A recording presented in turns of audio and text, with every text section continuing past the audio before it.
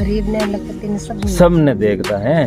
इसलिए पता नहीं कौन किस दिन कैसा बन जाए, क्या पता। इसलिए अपन को मतलब हाथ से हो तो जरूर करना, ना हो तो मतलब टांग खिंचाई तो किसी की भी नहीं करनी। मजाक तो कोई गरीब की या किसी की भी नहीं उड़ानी चाहिए। तो आशा कर रहा आपने कहानी बहुत अच्छी लगी रहे तो आप लाइक करजो, शेयर करजो, सब्सक्राइब जरूर करजो मारा चैनल ने, और फेसबुक पर देख रहा हो तो फॉलो जरूर करजो।